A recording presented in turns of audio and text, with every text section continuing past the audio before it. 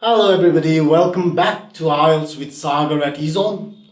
Well, since we have been discussing about the speaking module of IELTS, today's lesson is going to be about speaking section once again, but we are going to be discussing fluency and coherence in a lot more detail. Since it is the speaking test that we are talking about, obviously fluency is the main key here. You have to be able to speak fluently and show that you are able to do it without much effort. So effortless speech has to be produced. Along with fluency, if you have noticed, there is another word, coherence, next to it.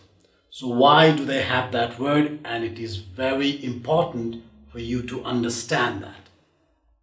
Coherence basically refers to the structure of your speech and the linkers in between.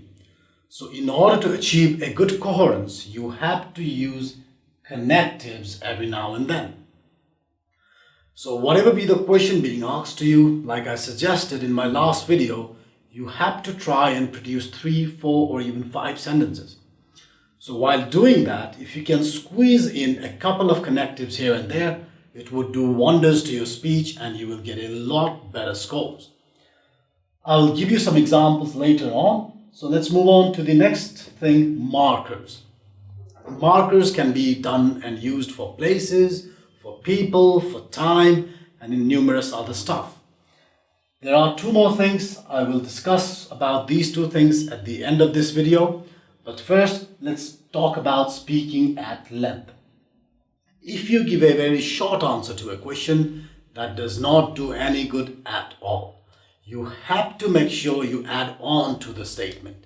You elaborate that, give examples if necessary, and make sure you speak enough because it is a speaking test, remember. Okay, connectives. So connectives can do wonders for coherence. Let's say you get a question that says, can you tell me about your hometown? So you could simply start by saying, I am from the capital city of our country, Kathmandu. It is a beautiful place full of natural beauty and historical sites. In addition to this, there are lots of adventure sports that can be enjoyed within the capital city of our country.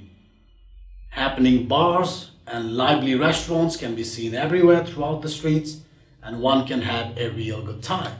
So if you have noticed, during my answer, I gave about 4 or 5 sentences and I managed to squeeze in a connective in addition to these.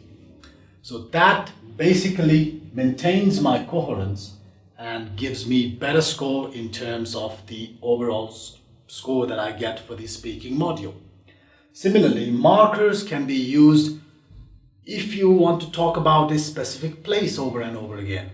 So let's say in second section we have heard a very common question, describe a vacation that you have enjoyed. So many of us love talking about Pokhara when we get that question. It's perfectly fine. So when you talk about Pokhara, use it as a marker. That place is simply stunning. So that place, what does it refer to? I'm talking about Pokhara. So using markers can help you produce more structured speech and get better marks again in terms of this particular marking criteria. Now these 2 things that I've left behind refer to repetition. Many of us repeat things. I repeat many things most of the times. But as long as it does not affect the listener and it does not change the meaning of what you're saying, it is acceptable to some extent. Let's say if I start a sentence by saying, I would love to go to Pokhara next week. So if you have noticed, I repeated I would love to twice. So does that reduce my marks for fluency? If you do it multiple times, it definitely does reduce your marks. But if you have a look at the marking criteria, band 7 description, occasional repetitions are acceptable for scores of 7 and even up to 8. But for 9, definitely no repetition should be there, or if there is any, it should not be more than 1 or 2. Self-correction, on the other hand, is something completely different. If you repeat yourself to fix something, that is called as self-correction. So if you get a question that had to be answered in past tense. And by mistake, you start off your answer in present tense. Let's say, did you enjoy your high school? And I started by saying, yes, I like my high school. It is a very good place to be.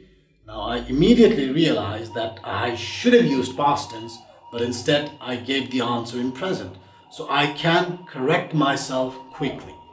Sorry, what I meant was I did enjoy my high school. It was a wonderful time. So by doing this, okay, I might lose something in terms of fluency, but I definitely fixed a mistake that would have reduced my marks from the grammar section. So that balances things up, and occasional self-corrections are very natural. You don't need to worry too much about that. Instead of leaving an incorrect sentence, I would always suggest fixing it if you can. I hope you guys understood what I've discussed today. If you have not, do leave me a comment down below. I will get back to you with more suggestions and ideas and details if necessary.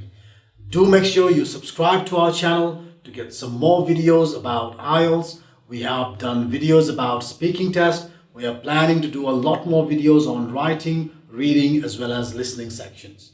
Thank you for being with us today and hope to see you very soon.